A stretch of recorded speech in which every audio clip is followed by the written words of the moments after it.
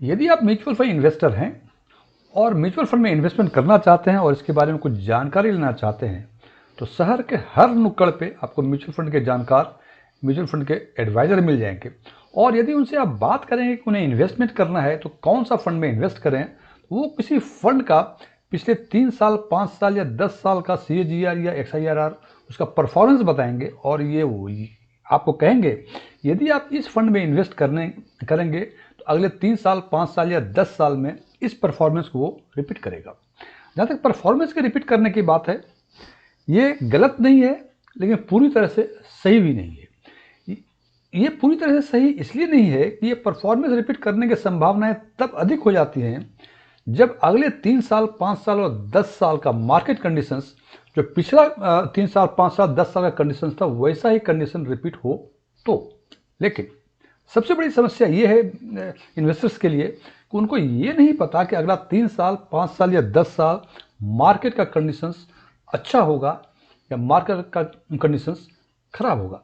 तो हमें जब भी फंड को सिलेक्ट करना चाहिए, हमें तो ऐसे फंड को सिलेक्ट करना चाहिए जो कि मार्केट कंडीशन यदि अच्छी हो, यदि बुलिश फेज हो मार्केट का, तो हमारा फंड का परफॉर्मेंस उस बेंचमार्क इंडेक्स से, उस मार्केट से बेहतर दे।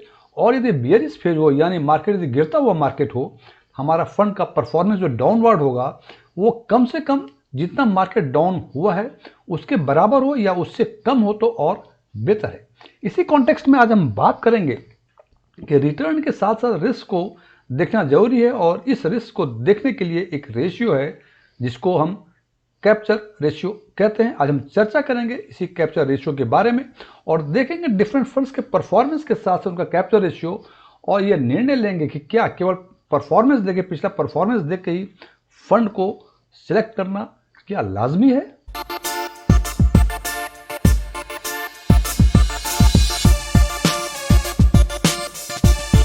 सबसे पहले हम चर्चा करते हैं कि कैप्चर रेशियो आखिरकार होता क्या है और कैप्चर रेशियो मेजर कैसे किया जाता है। तो capture ratio it measures the performance of an investment during upward and downward market trends with respect to its benchmark index. इसका मतलब ये किसी भी फंड का अपवर्ड और डाउनवर्ड मार्केट ट्रेंड में जो उसका परफॉर्मेंस होता है फंड्स का, उसका कंपेयर करता है उसके रेस्पेक्टिव बेंचमार्क से।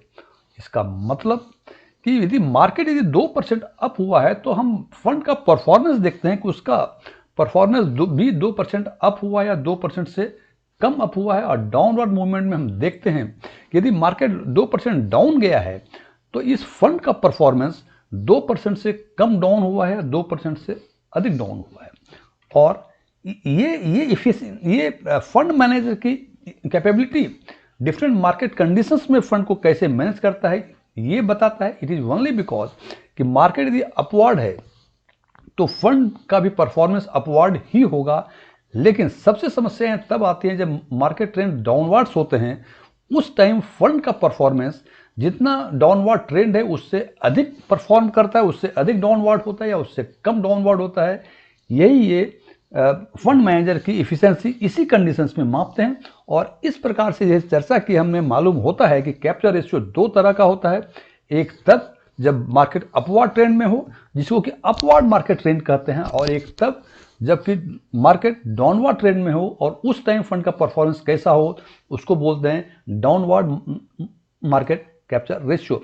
इसका मतलब यदि बातें करें अपवर्ड मार्केट रेशियो की, इसका मतलब यदि फंड का परफॉर्मेंस बेंचमार्क के परफॉर्मेंस से अपवर्ड पोजीशन में बेहतर हो, इसका मतलब अपवर्ड मार्केट कैप्चर रेशियो यदि 1 से अधिक होता है तो वो अच्छा फंड माना जाता है। और यही बातें यदि डाउनवर्ड की करें, यदि मार्केट जितना डाउनवर्ड हुआ है फंड उससे कम डाउनवर्ड हुआ हो, इसका मतलब डाउनवर्ड मार्केट कैप्चर रेशियो यदि 1 से यदि कम हो तो वो अच्छा फंड माना जाता है। एक शब्दों में, एक लाइन में कह सकते हैं कि upward market capture ratio if it is more than 1 it is good fund, and downward market capture ratio if it is less than 1 it is a good fund.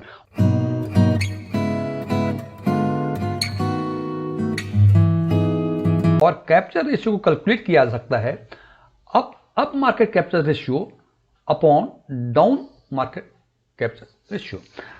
आज की चर्चा में हमने स्मॉल कैप के 5 फंड को shortlist किया है जिनका परफॉर्मेंस लास्ट 3 इयर्स का CAGR सबसे बेहतर है। यूं कह सकते हैं पिछले 3 वर्षों में स्मॉल कैप के उस 5 फंड को सिलेक्ट किया है जो टॉप परफॉर्मर रहे लास्ट 3 इयर्स में, और वो फंड हैं क्वांट का small cap, Nippon small cap, HSBC small cap, SDFC small cap और फ्रैंकलिन इंडिया का स्मॉल कैप।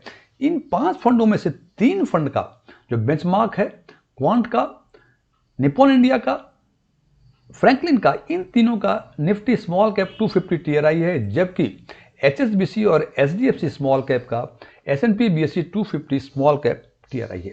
यदि हम बात करें, ये देखना चाहें ये फंड कितना पुराना है, ऐसा तो नहीं, ये काफ़ी नया फंड है और इनका 3 साल का CAGR दोनों एक साथ देखना चाहें तो हम देखते हैं कि क्वांट स्मॉल कैप फंड 27 वर्ष पुराना है, Nippon India small cap fund 13 साल 2 महीने पुराने हैं, HSBC का स्मॉल कैप फंड 9 साल 6 महीने पुराने फंड हैं, SDFC का स्मॉल कैप 15 साल 7 महीने और फ्रैंकलिन इंडिया का स्मॉल कैप 17 साल 10 महीने। इससे ये दिखता है कि ये पांचों फंड काफ़ी पुराने फंड हैं। हालांकि एक फंड HSBC है जिनके 10 साल पूरे नहीं हुए हैं, लेकिन बाकी चारों फंड 10 साल से अधिक पुराने हैं। हालांकि 9 साल 6 महीने भी काफ़ी पुराने फंडों में से गिनती होती है। ये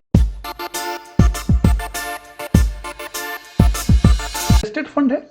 और अब यदि इनके 3 इयर्स के CAGR की बातें करें तो क्वांट स्मॉल कैप का 43.6%, निप्पॉन का 41.2%, HSBC का 39.2%, SDFC का 37.35% और फ्रैंकलिन इंडिया का 36.12%। और यदि एक आम निवेशक को mutual so called mutual fund advisor यदि ये रिटर्न दिखाते हैं और वो रिकमेंड करते हैं या आपसे पूछते हैं कि आप इसमें से किन फंड में आप इन्वेस्ट करेंगे, तो निश्चित रूप से आपका पहला चॉइस क्वांट स्मॉल कैप होगा और दूसरा चॉइस निप्पॉन इंडिया का स्मॉल कैप होगा। हालांकि ये केवल आप ही नहीं, यदि मैं भी, यदि हमें भी केवल इतना इन्फॉर्मेशन दे, हम भी इन्हीं दोनों फंडों में से कोई एक फंड को इन्वेस्टमेंट पर्पज से सिलेक्ट करेंगे। लेकिन अब हमें आगे ये देखना है कि क्या ये सिलेक्शन मेरा सही सिलेक्शन है।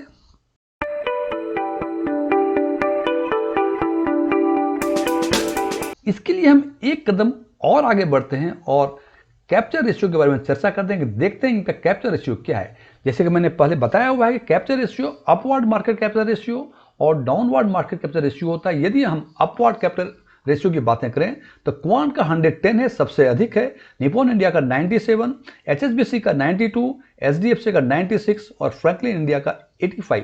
ये यदि केवल अपवर्ड मार्केट कैप्चर रेशियो देखते हैं तो हमें लगता है कि अभी भी क्वांट स्मॉल कैप फंड को हमें, बिकॉज 43.6% 3 इयर्स का CAGR और अपवर्ड कैप्चर रेशियो जो है 1110 है। 1110 का सीधे साफ शब्दों में ये बता दूं, सिंप्लीफाई करते हुए, कि यदि Nifty small cap 250 TRI 100 points up गया है तो quant small cap 110 point performance फालतू देगा। इसका मतलब कि यदि Nifty small cap 250 TRI 1 points बेहतर परफॉर्म किया है तो क्वांट स्मॉल कैप 1.10 पॉइंट बेहतर परफॉर्म करेगा। इसका सीधा साफ शब्दों मतलब। और यदि फ्रैंकलिन की बातें करें तो 100 पॉइंट यदि ऊपर जाएगा निफ्टी स्मॉल कैप 250 TRI तो फ्रैंकलिन इंडिया के स्मॉल कैप फंड केवल 85 पॉइंट्स ही अप होंगे। इसका मतलब जितना बेंचमार्क अप होता है उससे कम अपवर्ड होंगे। और यदि हम डाउनवर्ड की बातें करें, डाउनवर्ड कैप्चर रेशियो की, तो क्वांट स्मॉल कैप का 86, निप्पॉन का 53, HSBC का 49, SDFC का 65 और फ्रैंकलिन का 47। Downward market capture ratio means simply यदि मार्केट 100 पॉइंट्स नीचे गया तो वो पार्टिकुलर फंड जैसे क्वांट स्मॉल कैप केवल 86 पॉइंट्स ही डाउनवर्ड होगा। वो इसका मतलब जितना बेंचमार्क डाउन हो रहा है उससे कम ये डाउन हो रहे हैं और उसको कम ये क्वांट स्मॉल कैप के कॉन्टेक्स्ट में ये 86 पॉइंट डाउनवर्ड जाएगा, जबकि निप्पॉन इंडिया में 53, HSBC 49, SDFC 65 और फ्रैंकलिन इंडिया का 47। हालांकि अब थोड़ा हम कंफ्यूज हो रहे हैं कि हमें ये दोनों अपवर्ड और डाउनवर्ड कैप्चर रेशियो को देखने के बाद हम थोड़ा कि कौन सा फंड को हम सेलेक्ट करें, कीपिंग इन व्यू कि 3 इयर्स का CAGR सबसे अच्छा क्वांट स्मॉल कैप का 43.6% है। तो अब यदि हम चाहते हैं कि ये इन डाटा के बेसिस पे यदि हम फंड को सिलेक्ट करें तो इसके लिए हमें कैप्चर रेशियो को देखना पड़ेगा। और कैप्चर रेशियो यदि देखते हैं तो हम देखते हैं क्वांट स्मॉल कैप का 1.27, निप्पॉन का 1.82, HSBC का 1.88, HDFC का 1.48 और फ्रैंकलिन का 1.78। जैसा कि मैंने बताया था, capture ratio is equal to upward market capture ratio upon downward market capture ratio. यदि आप 110/86 करेंगे तो 1.27 आएगा। उसी हिसाब से यदि फ्रैंकलिन के कॉन्टेक्स्ट में बातें करें तो 80/46 इज इक्वल टू 1.79। अब इस कैप्चर रेशियो का इंप्लीकेशन हम देखना चाहेंगे, आखिर इसका मतलब क्या। हम बात करते हैं सबसे पहले क्वांट स्मॉल कैप की। क्वांट स्मॉल कैप का कैप्चर रेशियो 1.27। इसका मतलब जितना अपवर्ड मूवमेंट होता है और जितना डाउनवर्ड मूवमेंट होता है, वो उसमें जो मीन्स ये कह सकते हैं कि 1.27 टाइम्स अपवर्ड मूवमेंट इसमें अधिक है। इसका मतलब कि यदि 100 पॉइंट्स ऊपर जाता है तो 110 जाएगा आपका फंड का परफॉर्मेंस, और डाउनवर्ड यदि बेंचमार्क 86 जाता है, 100 जाता है तो आपका फंड का डाउनवर्ड 86 जाएगा। और इसको यदि आप डिवाइड करेंगे 86 से, इट वुड कम 1.27। और जैसे मैंने पहले चर्चा की कि कैप्चर रेशियो जिसका जितना अधिक, उसका डाउनवर्ड रिस्क जाने का उतनी कम संभावना है। मैं फिर रिपीट कर दूं, कैप्चर रेशियो जितना जिसका अधिक, उस फंड का डाउनवर्ड रिस्क जाने की उतनी कम संभावना। डाउनवर्ड रिस्क जाने कम संभावना means in respect to benchmark. यदि बेंचमार्क यदि किसी का 2000 पॉइंट नीचे जाएगा और फ्रैंकलिन इंडिया का 1.79 है, इसका मतलब ये सबसे कम डाउनवर्ड होगा। बिकॉज आपने देखा कि अपवर्ड में केवल 85 जाता है और डाउनवर्ड में ये 100 में से 47 पॉइंट्स ही ये नीचे आएंगे।